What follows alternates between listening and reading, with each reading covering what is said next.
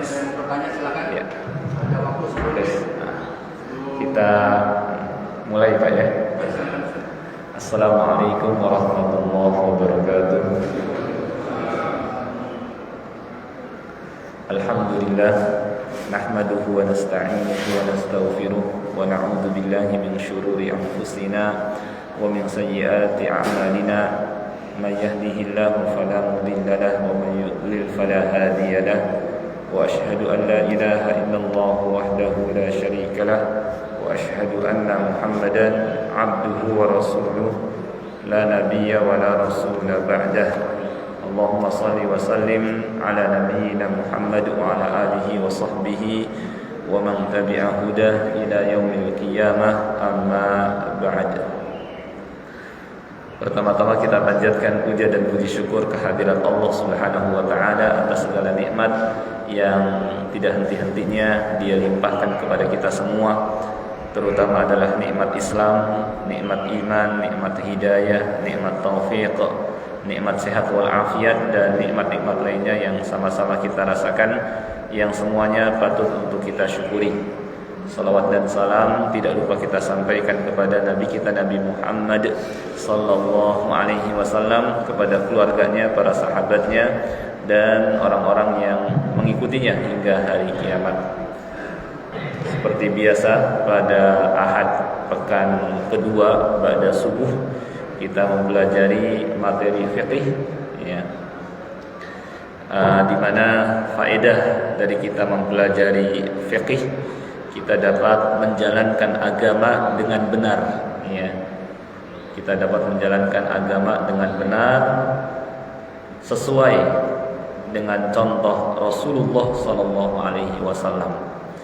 Karena dalam beragama, menjalankan agama, ajaran Islam ya, tidak berdasar kepada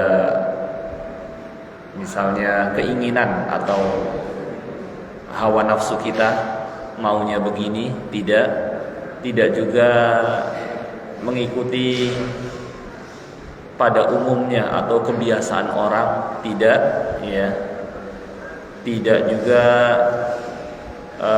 mengikuti perasaan ya, tetapi agama ini mengikuti dalil ya, apa yang disebutkan dalam Al-Quran, apa yang disebutkan dalam hadis Nabi Sallallahu Alaihi Wasallam. Ya, inilah jalan kita dalam beragama. Ya. Karena kalau dalam beragama mengikuti misalnya keinginan masing-masing orang atau hawa nafsu, atau mengikuti perasaan ya, atau mengikuti manusia ya, maka akan terjadi banyak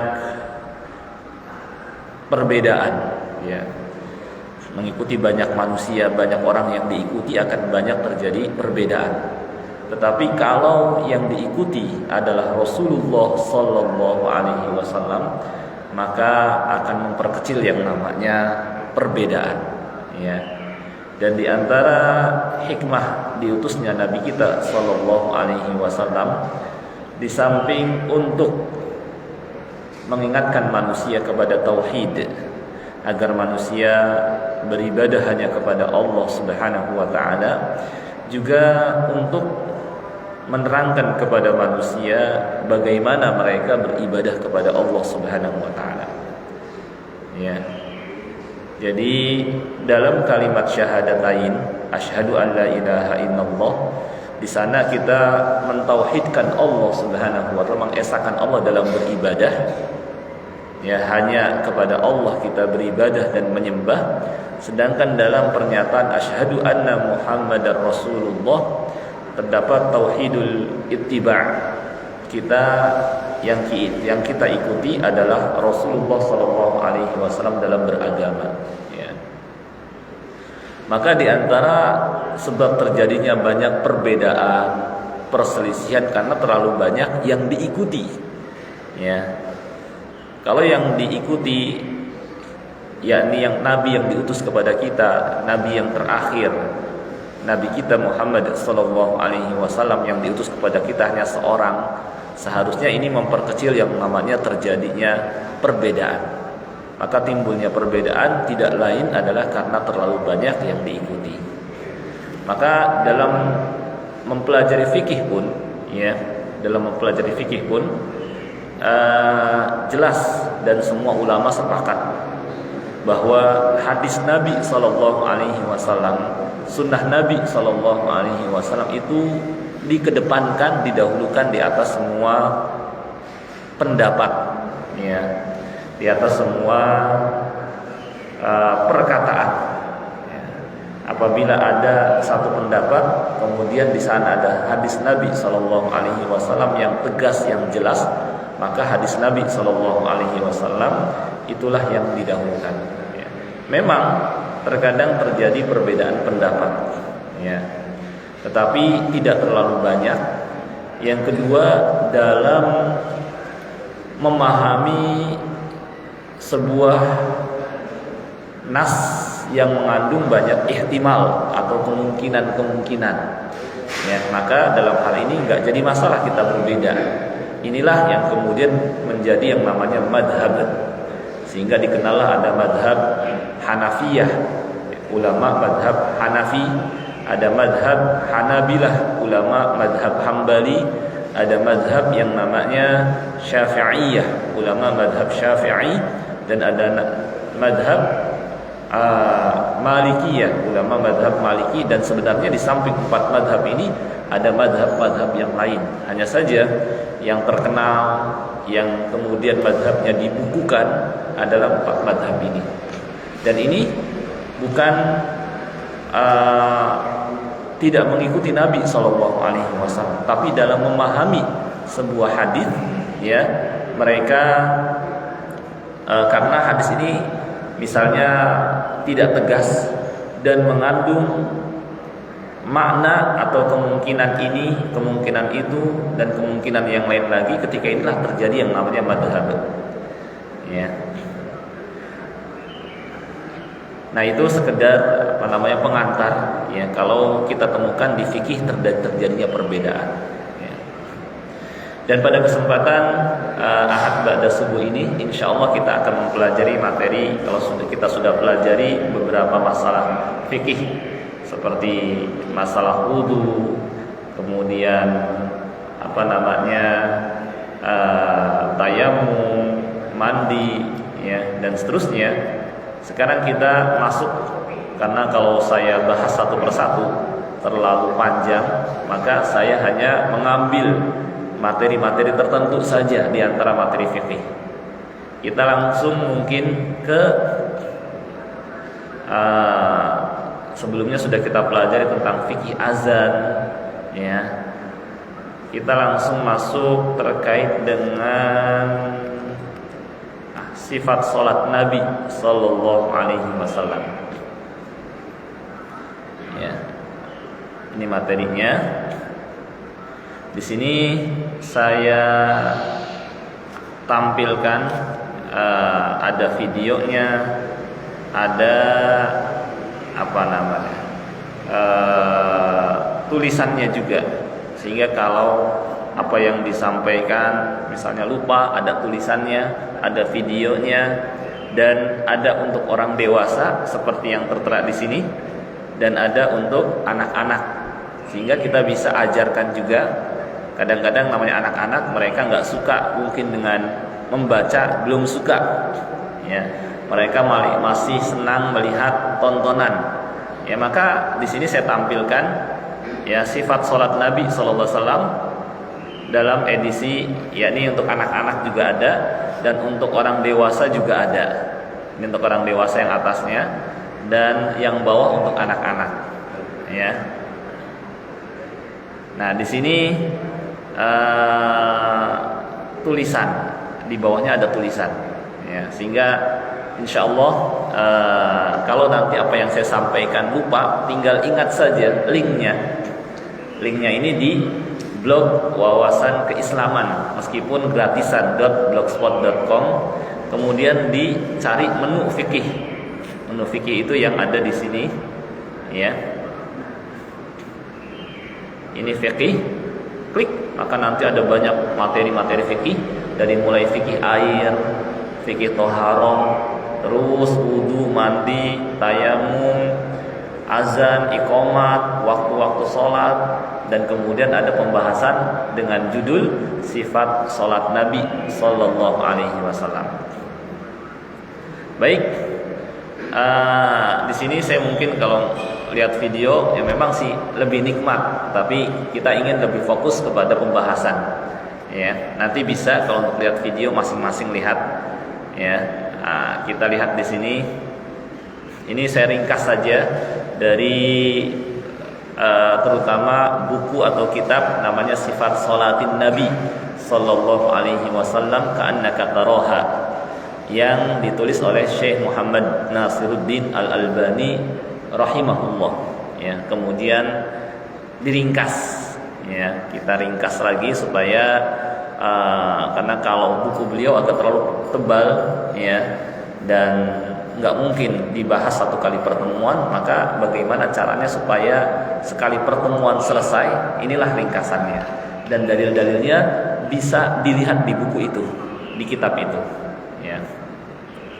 Perlu diketahui, Rasulullah Shallallahu Alaihi Wasallam menyuruh kita untuk sholat sesuai dengan contoh beliau. Beliau bersabda, "Shollu kama ra'aitumuni usolli." Salatlah kalian sebagaimana kalian melihat aku salat. Ya. Jadi kita disuruh salat oleh Nabi Sallallahu Alaihi Wasallam mengikuti bagaimana beliau salat. Bagaimana cara untuk mengetahui beliau salat? Alhamdulillah, para ulama telah menyampaikan hadis-hadis yang menyebutkan praktek salat Nabi Sallallahu Alaihi Wasallam. Sehingga kalau kita lihat kitab-kitab hadis, di antara bab yang paling tebal, paling banyak adalah Kitabus Shalah. Ya, Kitabus Shalah itu banyak sekali hadis-hadisnya. Sehingga kalau kita melihat hadis-hadis yang ada di sana, insya Allah membuat kita semakin jelas seperti apa praktek atau sifat salat Nabi Sallallahu Alaihi Wasallam. Ya. Nah, berikut ini kita akan melihat seperti apa, atau kita akan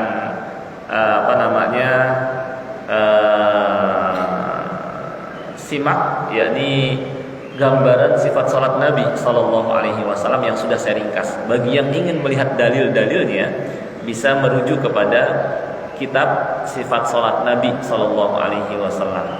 Ya, baik, langsung saja. Rasulullah Shallallahu Alaihi Wasallam ketika hendak sholat, beliau berdiri menghadap kiblat. Jelas, ini termasuk syarat sholat. Kalau kita tidak menghadap kiblat, maka sholat kita tidak sah. Kemudian beliau berdiri dekat dengan sutroh, penghalang. Ya, penghalang itu bisa berupa dinding, atau misalnya dulu ada cagak atau kayu, atau balok, ya. Maksud beliau mengadakan itu adalah supaya tidak dilewati oleh orang, ya, karena tidak boleh melewati orang yang sedang sholat, ya. Tiang juga bisa. Ketika itu jarak beliau dengan sutroh, ya, penghalang, ya, kira-kira 3 hasta. Kalau 1 hasta dari sikut sampai ujung jari, ya 3 hasta hampir 1 meter lebih atau 1 meter, ya. Jadi nggak terlalu jauh dengan sutroh agar tidak mudah dilewati oleh orang. Itu dan ini berlaku untuk orang yang sholat sendiri dan bagi imam. Ya, bagi makmum nggak perlu dia mengadakan sutroh, karena sutroh makmum adalah imam. Jadi nggak perlu dia pasang, misalnya cukup imam kan sudah ada dinding, maka nggak perlu dia adakan sutroh lagi. Kemudian praktek Nabi Shallallahu Alaihi Wasallam, beliau sebelum sholat berniat, ya, dan niat ini ya sudah maklum, ya, dalam bahasa Arab artinya qasd, keinginan yang ada dalam hati untuk melakukan suatu perbuatan, ya. dan niat harus ada, ya. Dan dengan niat kita bisa bedakan antara ibadah yang satu dengan ibadah yang lain, antara sholat sunnah dengan sholat fardu. Meskipun prakteknya sama seperti sholat subuh dengan sholat qobliyah subuh, sama-sama 2 rakaat, yang membedakan antara sholat qobliyah dengan sholat subuh adalah di niat. Nah, maka harus kita pasang niat dalam hati kita, maksud kita sholat itu sholat apa misalnya, gitu ya. Karena kata Nabi Shallallahu Alaihi Wasallam, innamal a'malu binniyat. Sesungguhnya amal itu tergantung dengan niatnya.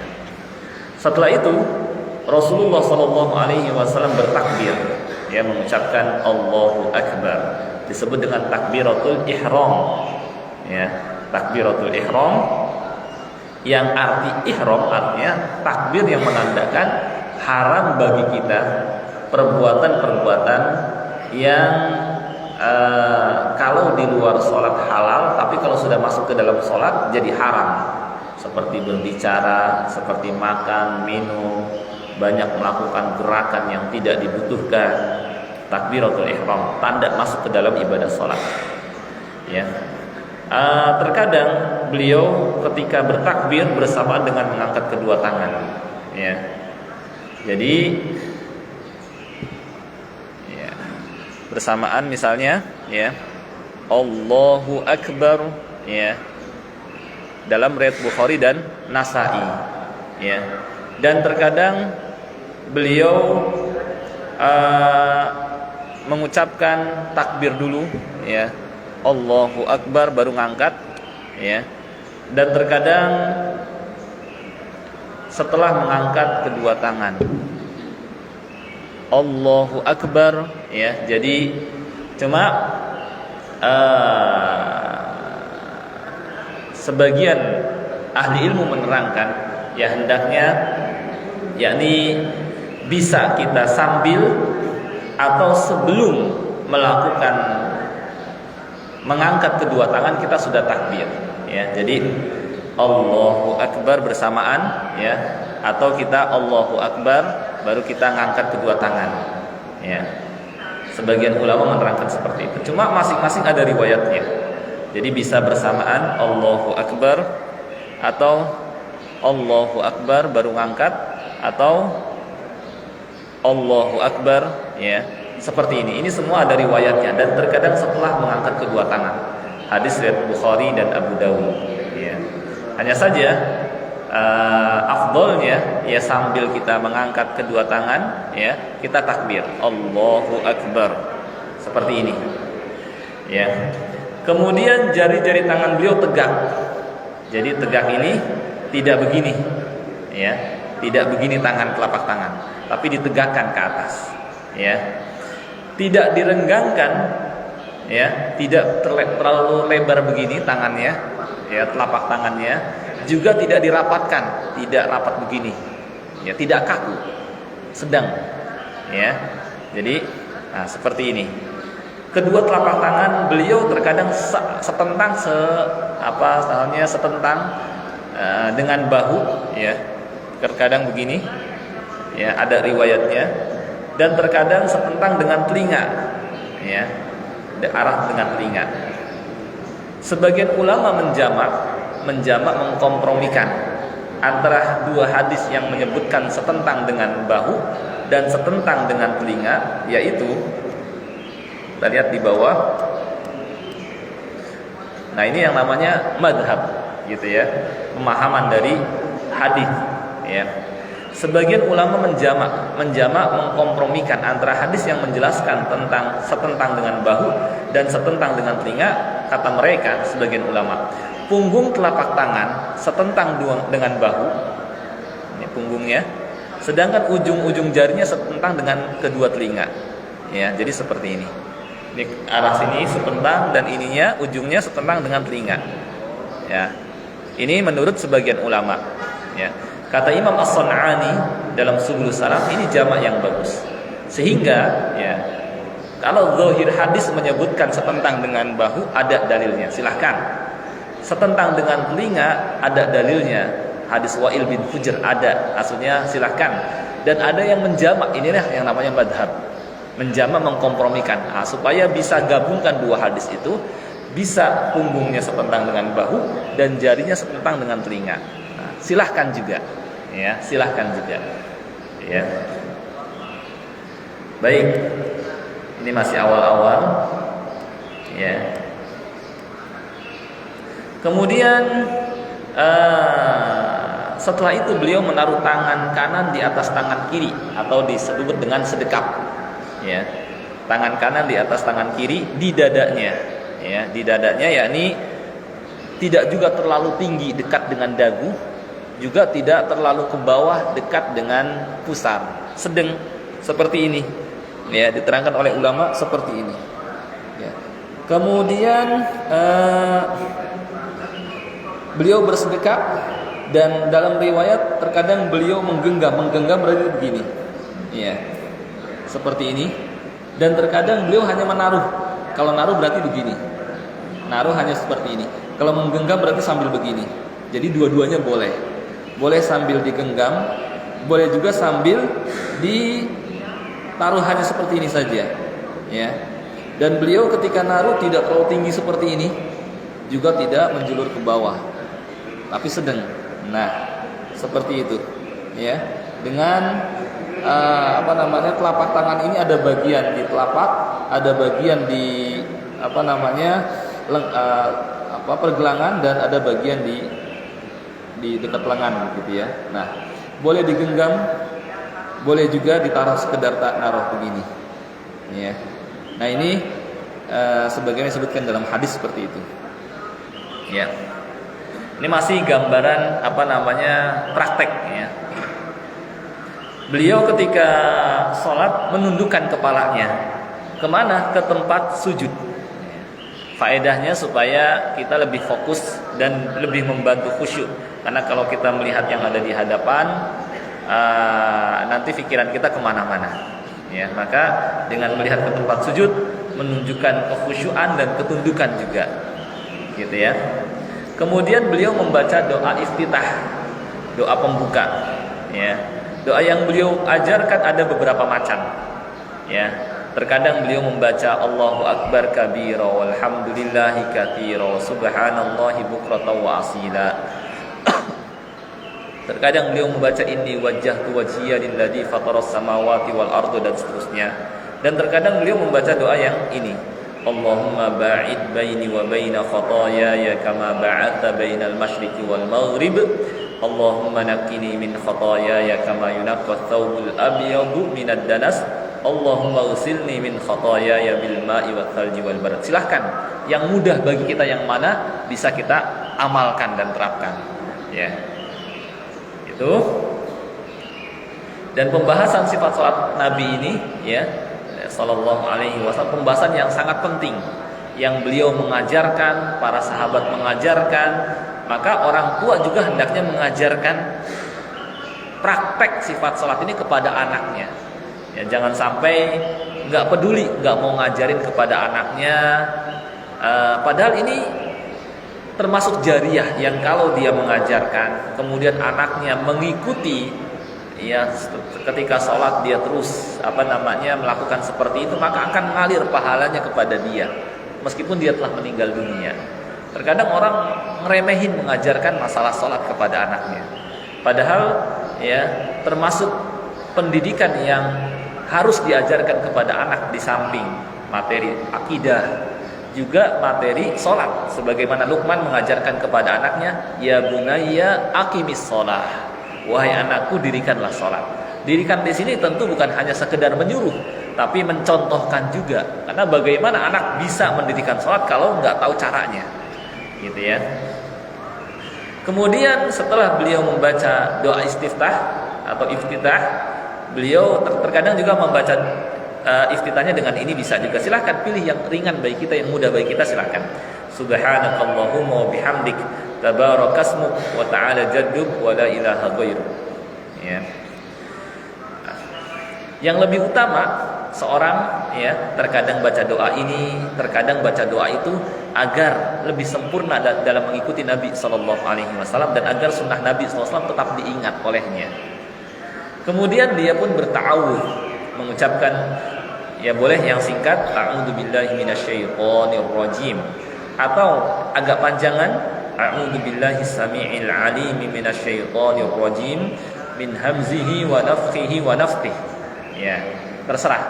Dua-duanya ada riwayatnya. Ya. Setelah itu mengucapkan basmalah.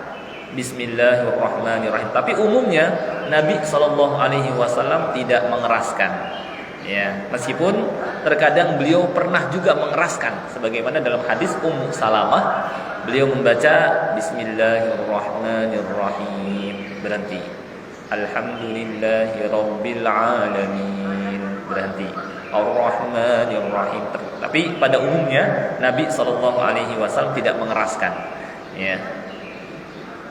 Dan kemudian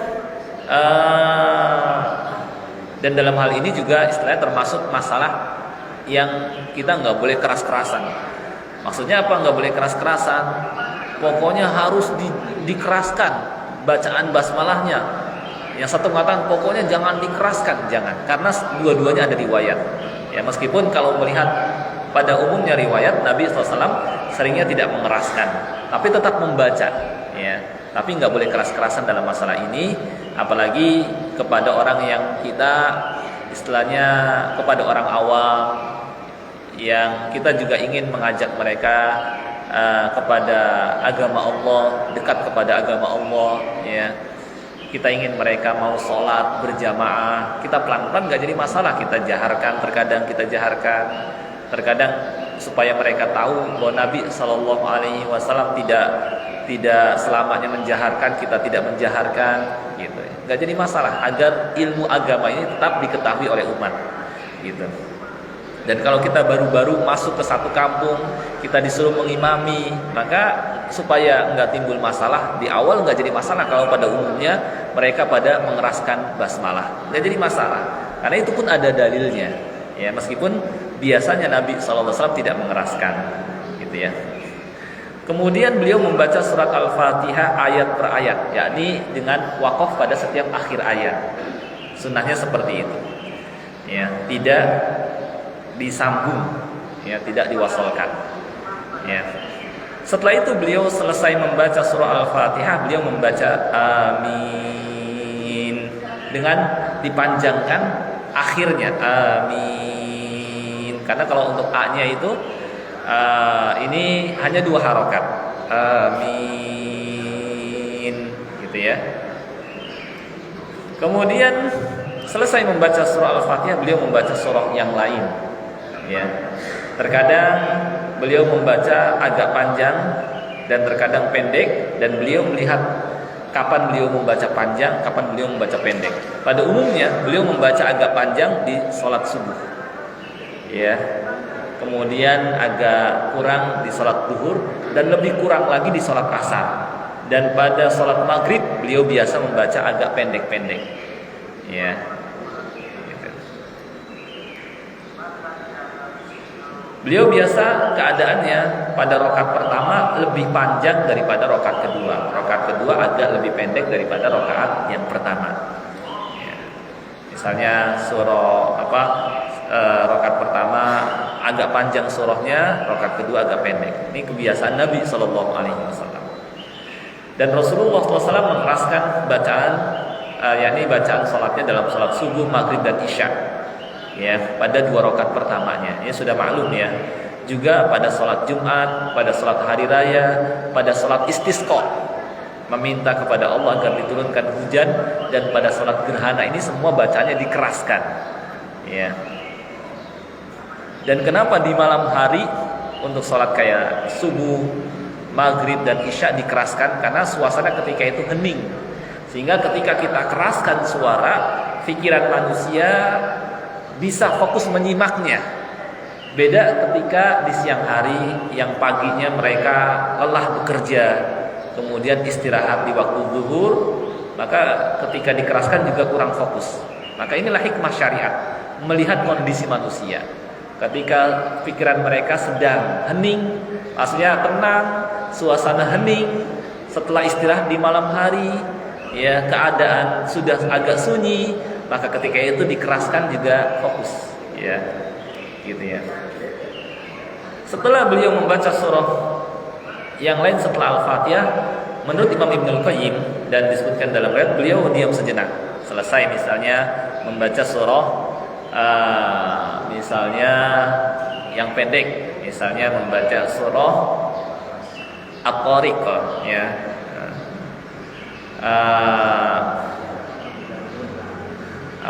Di akhir famahil atau kalau enggak surah Al-A'la, suhufi Ibrahim wa Musa.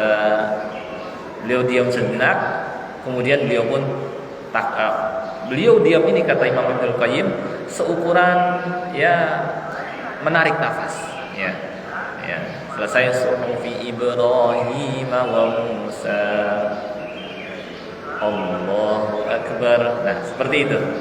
Lalu beliau angkat kedua tangan dan bertakbir ya. Beliau bertakbir sambil mengangkat kedua tangan pada umumnya kalau yang pertama jelas pada takbiratul ihram. Yang kedua ketika pas mau ruku, Allahu Akbar ketika mau ruku. Kemudian ketika bangun dari ruku, Sami'allahu liman hamidah ya. Kemudian beliau mengangkat juga terutama ini pada umumnya ya. Pada saat bangun dari duduk tasyahud awal mau ke rakaat ketiga, beliau angkat juga. Ini pada umumnya. Selebihnya beliau takbir tanpa mengangkat tangan ya. Meskipun terkadang beliau mengangkat tangan pada posisi-posisi tertentu. Tapi pada umumnya tadi, pada saat takbiratul ihram, mau ruku, bangun dari ruku, dan ketika bangun dari tasyahud awal ya. 4 yang Nabi SAW takbir sambil angkat kedua tangan. Ketika ruku, beliau meletakkan kedua telapak tangannya di atas kedua lututnya ya, sambil nekan dan merenggangkan jari-jarinya. Jadi tidak dirapatkan tapi direnggangkan sambil megang lututnya, seakan-akan beliau menggenggam lututnya. Saat ruku, beliau menjauhkan kedua sikut dari rusuk, tidak begini, tapi begini ya, seperti itu. Kemudian kepala beliau tidak didongakkan, tidak sambil begini ya, juga tidak ditundukkan, tidak begini, tapi rata ya, rata seperti itu. Dan ketika ruku, beliau luruskan punggungnya ya. Jadi seperti siku ya. Sehingga jika dituangkan air di atasnya bisa tetap, tidak tumpah. Beliau ruku dengan tumak ninah. Tumak ninah itu tenang atau diam sejenak ya, seukuran 1 kali tasbih subhana rabbiyal azim ya. Tidak boleh ketika ruku ya Allahu Akbar ya Allah. Ini enggak tumak ninah. Kalau enggak tumak ninah, karena tumak ninah termasuk rukun, maka akibatnya tidak sah salatnya ya, tidak sah. Buktinya yakni ketika di zaman Nabi SAW ada seorang yang sholatnya tidak tumak ninah. Dia ruku, sujud, ya pokoknya gerakannya seperti burung mematuk, cepat sekali. Maka kata Nabi SAW, "Sholli fa innaka lam tusalli." Salatlah, kamu belum salat. Dia ulangi lagi sholatnya buru-buru seperti burung mematuk. Kata Nabi SAW, "Sholli, salat lagi, kamu belum salat." Maka yang dilakukan oleh sebagian orang ya seperti pada saat sholat taraweh, sholat yang 23 rakaat cuma berapa menit ya, dengan gerakan cepat, itu dianggap kata Nabi SAW belum sholat. Dan secara hukum fikih itu tidak sah sholatnya, karena tumak ninah para ulama jumhur mengatakan ini termasuk rukun ya. Maka yang sholat seperti itu dan milih sholat seperti mereka dan rame datang untuk sholat buru-buru 23 rakaat hanya makan cuma berapa menit, Allahu Akbar, Allahu Akbar, kayak gitu, ini tidak sah secara hukum fikih. Dan kata Nabi SAW, kau belum sholat ya, berdasarkan sabda Nabi SAW kepada seorang yang sholatnya buru-buru, irji fasolli fa innaka lam tusolli, balik lagi, sholat lagi, kamu belum sholat. Karena itu main-main sholat seperti itu. Kita ini menghadap Allah, bukan main-main gitu ya. Itu secara hukum fikih ya. Maka mereka yang begitu sholatnya berarti belum belajar fikih ya, kurang belajar fikihnya ya. Nah itu namanya tidak tumak ninah ya. Kemudian beliau membaca ketika rukuk subhana rabbiyal azim, terkadang menambahkan subhana rabbiyal azim wa bihamdi. Ya, dua-duanya ada riwayatnya. Sebanyak 3 kali, boleh lebih. Karena terkadang Nabi SAW ketika rukuk lama, menunjukkan beliau bisa banyak mengucapkan berulang-ulang kali. Dan terkadang beliau menambahkan subhanakallahumma rabbana wa bihamdika Allahumma ighfirli. Ya. Kemudian beliau juga mengajarkan zikir yang lain di samping zikir ini. Ya. Terkadang beliau baca zikir di atas, terkadang beliau baca zikir yang lain, silahkan. Banyak riwayatnya, silahkan. Di kitab-kitab fikih disebutkan zikir Nabi SAW lainnya dalam ketika ruku atau ketika sujud. Dan ketika ruku kita dilarang membaca Al-Quran, demikian pula ketika sujud karena bukan tempatnya. Kemudian beliau bangun dari ruku sambil mengucapkan sami Allahu liman hamidah, badan beliau tegak lurus, kemudian membaca Rabbana walakal hamd. Boleh menambahkan hamdan katsiran thayyiban mubarakan fi, atau mil as-samawati wa mil al-ardi wa mil ma syi'ta min syai'in ba'du, atau boleh didomahkan mil us-samawati wa mil al-ardi wa mil ma syi'ta min syai'in ba'du. Dua-duanya ada riwayatnya. Silahkan. Selama ada riwayatnya dari Nabi sallallahu alaihi wasallam disebutkan hadis riwayat, silahkan kita amalkan. Ya. Yang tidak kita amalkan yang enggak ada riwayatnya, ulama juga enggak ada yang memang diakui berpendapat seperti itu, maka jangan kita mengada-ada. Ya. Beliau juga menyuruh untuk tumakninah ketika i'tidal, enggak buru-buru. Nah, ini dalil wajibnya tumakninah. Ada seorang sholat datang ke masjid, ya, sholat, kemudian buru-buru sholatnya, kata Nabi SAW, kembalilah dan sholat lagi, kamu belum sholat. Ulang lagi sampai 3 kali, baru kemudian karena sholatnya buru-buru, kata Nabi SAW, ya, jika engkau berdiri sholat maka bertakbir lalu bacalah Al-Quran yang mudah, kemudian rukulah sampai engkau tumakninah pada ruku. Jadi enggak buru-buru, ruku tumakninah, i'tidal tumakninah, semuanya beliau sebutkan hatta tatmain, hatta tatmain, hatta tatmain. Waf'al dzalika fi sholatika kulliha. Lakukan cara seperti itu dalam semua sholat, harus tumakninah, wajib, rukun. Kalau rukun ditinggalkan ya enggak sah. Ya. Maka kalau sholat kayak tadi itu secara hukum fikih itu tidak sah karena rukunnya ditinggalkan. Mau sholat silakan, tapi enggak dinilai pahala. Ya. Enggak dianggap sholat seperti itu.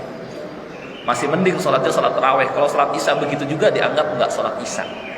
Ya, kalau masih mending sholat isyanya benar misalnya dengan kumaknya masih sah. Tapi kalau sampai sholat isya juga modelnya begitu, jangan sekali-kali sholat di situ. Enggak sah sholat kita. Ya, secara hukum fikih dan berdasarkan sabda Nabi SAW dalam hadis riwayat Ahmad, Bukhari dan Muslim. Gitu ya. Nah, itu.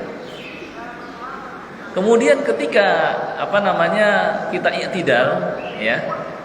Ini ada khilaf di kalangan ulama karena memang dalilnya tidak tegas. Apakah tangan kita ke bawah atau tangan kita kembali sedekap lagi? Kata Imam Ahmad, jika ia mau boleh melepas tangannya ke bawah, namanya irsal. Dan jika dia mau bersedekap lagi juga boleh. Karena dalilnya tidak tegas mengarah ke arah sini dan ke situ, sehingga sebagian ulama seperti kalau sampai zaman sekarang mutaakhirin ada Syekh Ibnu Baz dan para ulama di Saudi, mereka rata-rata ya ketika sami Allahu liman hamidah mereka sedekap lagi. Itu pun berdasarkan keumuman Nabi SAW diperintahkan untuk bersedekap, yakni ketika sholat, yakni fil qiyam, ketika berdiri. Sedangkan Syekh Al-Albani dan sebagian ulama yang lain berpendapat, ya, menurut riwayat yang di situ sebenarnya tidak tegas juga, ya, sehingga tulang-tulang pada kembali ke tempatnya, yakni seakan-akan isyarat ya berarti seperti awal lagi dengan menurunkan tangan ke bawah, tapi tidak tegas juga. Sehingga karenanya Imam Ahmad berpendapat kalau mau sedekap lagi silahkan, mau irsal ke bawah juga silahkan, dan ini termasuk masalah khilafiyah dan kita nggak boleh keras-kerasan di sini. Gitu, karena hadisnya tidak tegas ke sini, tidak tegas ke sana. Gitu, itu maksudnya. Kemudian beliau takbir lalu turun untuk sujud, ya. Dan ini termasuk masalah khilafiyah juga, ya. Sebuah riwayat menyebutkan dengan mendahulukan tangan sebelum lutut. Kemudian riwayat yang lain menyebutkan dengan mendahulukan lutut sebelum tangan. Silakan. Ini masalah khilafiyah juga dan ada dalilnya, ya. Kedua telapak tangan beliau ketika sujud dibuka, yakni tidak dilipat, ya, dibuka. Kemudian jari-jari beliau dirapatkan ketika sujud dan diarahkan ke arah kiblat. Kedua telapak tangan beliau ditaruh sejajar dengan bahu, atau terkadang sejajar dengan telinga. Ketika sujud beliau tekan hidung, kena juga, ya, dan dahinya ke permukaan tanah. Demikian juga kedua lutut dan kedua kaki. Beliau bersabda, aku diperintahkan sujud di atas 7 anggota badan. Dahi berisyarat dengan ke hidungnya, kena juga kedua tangan, kedua lutut dan kedua kaki. Dan tidak menarik kain dan rambut. Maksudnya tidak sambil ditarik rambutnya, enggak pun, udah biarin aja, rambut ke bawah. Kemudian juga tidak perlu sampai kainnya digulung, sudah biarin aja. Itu maksudnya. Ketika sujud, beliau mengangkat kedua sikutnya. Maksudnya tidak dihamparkan, tidak ditidurkan sikutnya. Tapi beliau angkat dan beliau jauhkan dari lambung, agak ke sini gitu ya. Serta merapatkan kedua tumit, belakangnya dirapatkan dan menghadapkan jari-jarinya ke arah kiblat. Ya. Jadi gambarannya ya seperti inilah mungkin ya. Kalau kita sujud misalnya, ya. Ini dirapatkan kakinya, kemudian tubuh kena, dan ini bisa telinga seperti itu. Dan ininya tadi agak dijauhkan ya, dan diangkat, jangan sampai ditirurkan. Nah seperti itu. Kemudian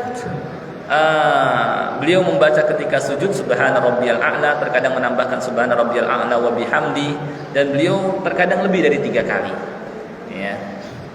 Dan terkadang beliau menambahkan subhanakallahumma rabbana wa bihamdika allahumma ighfirli. Beliau juga terkadang baca zikir yang lain di samping zikir di atas. Dan di waktu sujud ya kita diperintahkan memperbanyak doa. Karena itu keadaan ketika seorang hamba sedang dekat sekali dengan Allah Subhanahu wa taala. Faqamin ayustajab lakum, kata Nabi sallallahu alaihi wasallam. Maka sangat dekat sekali doa kalian mustajab. Ya. Tapi kita harus lihat, itu kalau kita sedang sholat sendiri silahkan kita lamakan. Kalau kita sedang bermakmum ya, maka jangan kita sendirian sujud terus padahal imam sudah bangun dari sujud. Karena kata Nabi SAW, innama ju'inal imam liyuhtamma bih. Imam itu dijadikan untuk diikuti. Kalau kita masih sujud saja sedangkan imam sudah bangun, namanya tidak mengikuti imam. Maka kata ulama, keadaan makmum di belakang imam itu ada 4 keadaan.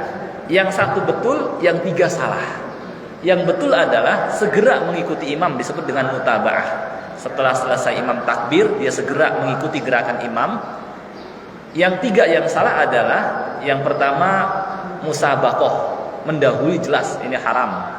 Yang kedua muwafaqah, bersamaan. Ngelihat imamnya mau sujud, dia ikutan bareng-bareng sujud.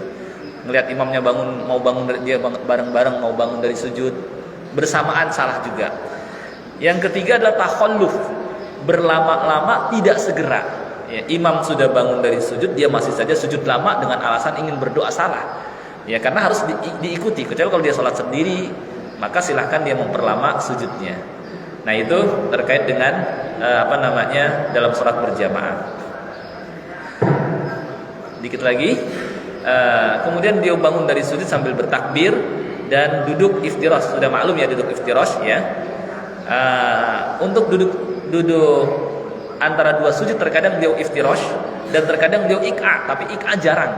Ik'a itu duduk seperti ini. Jadi ininya ditegakkan begini. Ik'a. Cuma jarang Nabi sosok seperti ini. Seringnya beliau iftirash. Nah, ini ketika duduk antara 2 sujud. Seringnya beliau seperti itu. Ketika ini beliau membaca Allahumma gfirli warhamni wa'afini wahdini warzuqni, dan boleh juga Rabbighfirli atau dengan Rabbighfirli wajburni warfa'ni wahdini wa'afini wa'fu anni, dan riwayat-riwayat yang lain silahkan. Selama ada dalilnya silahkan kita amalkan. Kemudian beliau juga perintahkan tumakninah, beliau takbir lagi untuk melakukan sujud lagi dan seterusnya. Pada rakaat kedua beliau melakukan hal yang sama dengan rakaat pertama, dan ketika selesai sujud kedua beliau duduk tasyahud dan cara duduknya iftirash. Ini sudah diterangkan. Kemudian telapak tangan kiri beliau terbuka di atas di sini, dan meletakkan tangan kanan di atas paha atau lutut kanan. Jadi bisa di paha, bisa di atas lutut. Telapak tangan kiri di atas paha atau lutut kiri. Telapak tangan kiri beliau terbuka di atas paha atau lutut kiri. Jari-jari tangan kanan digenggam. Jadi dalam praktek menggenggam jari bisa digenggam semuanya, Ya. Bisa juga dengan membuka seperti ini. Ada 3 riwayat. Boleh digenggam semuanya. Boleh dibuka ibu jarinya. Dan boleh juga dibuat lingkaran 53. Nah, semuanya diriwayatnya, silahkan. Boleh begini, boleh begini, boleh juga begini. Dan kemudian kita arahkan ke arah kiblat. Gini. Ada riwayat dengan dibungkukan, tapi riwayat ini dhaif. Yang benar tetap seperti ini. Gitu ya. Terkait dengan menggerak-gerakan ada riwayatnya, yaitu riwayat Wa'il bin Hujr. Tapi ini termasuk sunanus sholat, termasuk sunnah-sunnah dalam sholat. Silahkan, boleh kita amalkan. Hanya saja prakteknya itu menurut sebagian ulama, karena ada hampir 3 pendapat atau lebih kapan digerak-gerakan. Pertama, pendapat yang mengatakan dari awal sampai akhir. Ini pendapat Syekh Al-Albani rahimahullah, karena lafaznya ada dalam riwayat Abu Dawud, yuharrikuha yad'u biha. Beliau menggerakkan jarinya sambil berdoa dengannya. Gerakannya seperti gini biasa. Ini menurut riwayat Abu Dawud. Menurut Syekh Al-Albani dalam memahami hadis ini dari awal sampai akhir, menurut beliau. Tapi menurut Syekh Muhammad bin Shalih Al-Utsaimin, beliau menggerakkan yad'u biha hanya pada saat mengucapkan kalimat-kalimat yang isinya doa. Mana kalimat yang isinya doa?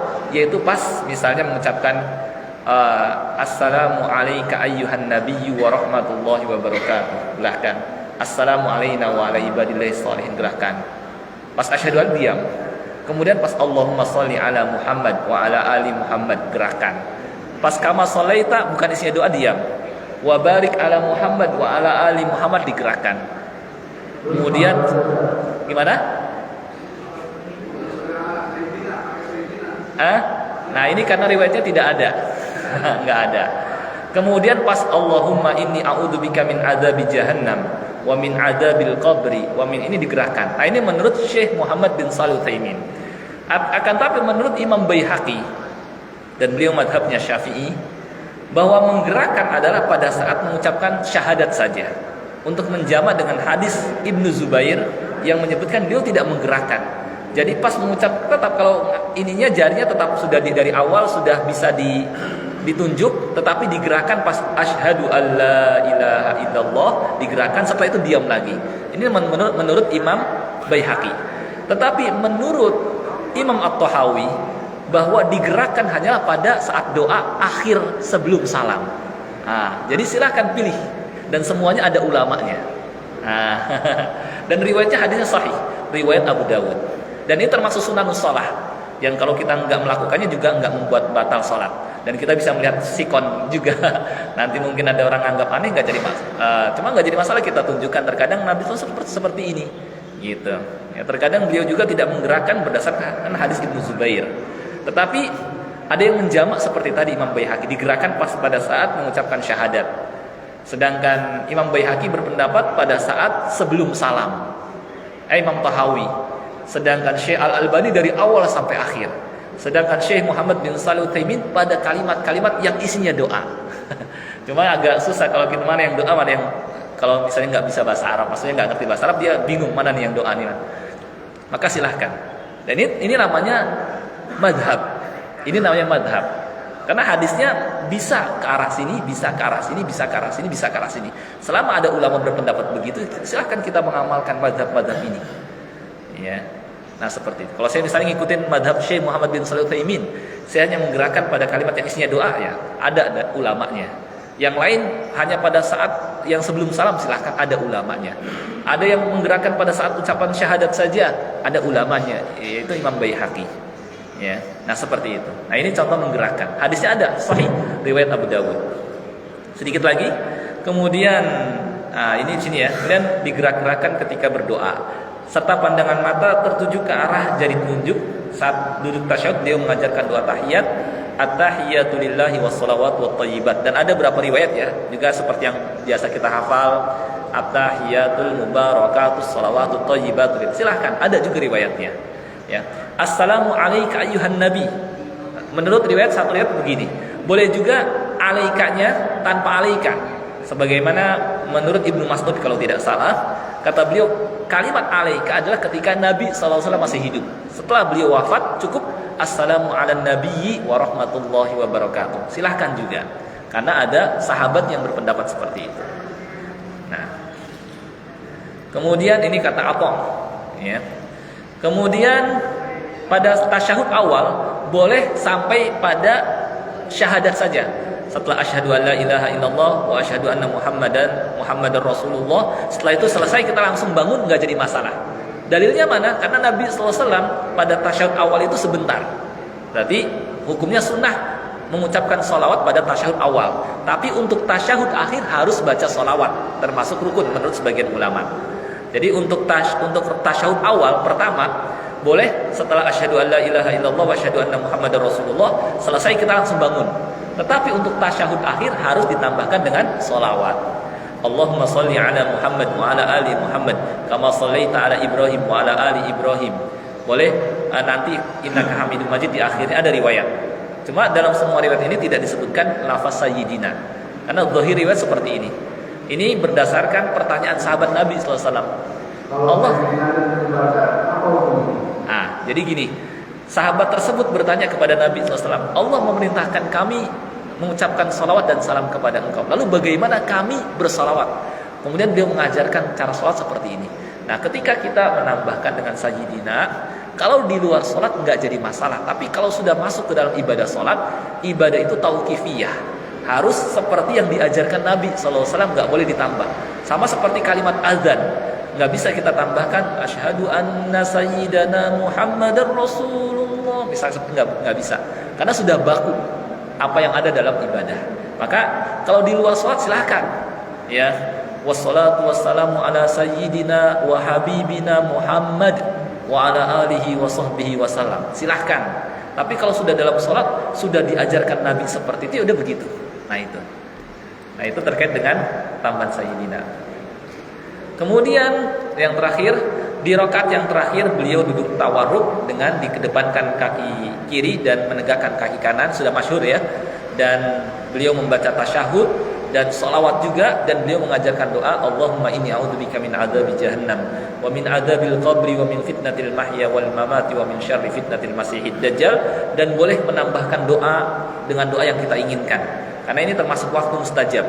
Di antaranya doanya Allahumma inni dzalamtu nafsi, seperti doa Abu Bakar As-Siddiq yang diajarkan kepada Abu Bakar As-Siddiq, dzulman katsira wa la yaghfiru dzunuba illa anta faghfirli maghfiratan min indik warhamni innaka antal ghafurur rahim. Atau dengan Allahumma hasibni hisaban yasira. Setelah itu ucapkan assalamualaikum warahmatullahi assalamualaikum warahmatullahi. Boleh juga lengkap assalamualaikum warahmatullahi wabarakatuh, ke kiri pendek assalamualaikum warahmatullahi. Boleh juga assalamualaikum saja, yang wajib ke arah kanan, yang kirinya sunnah gitu. Dan beliau melarang kita berisyarat dengan tangan. Assalamualaikum warahmatullahi, kanannya ini assalamualaikum warahmatullahi. Nah, seperti nggak boleh. Ya. Nah, dan prakteknya kaum wanita dengan laki-laki sama. Nah, seperti inilah gambaran sifat salat Nabi Sallallahu Alaihi Wasallam. Baik, saya kira cukup sampai di sini. Ternyata lebih dari ini. Mohon maaf karena panjang. Nah.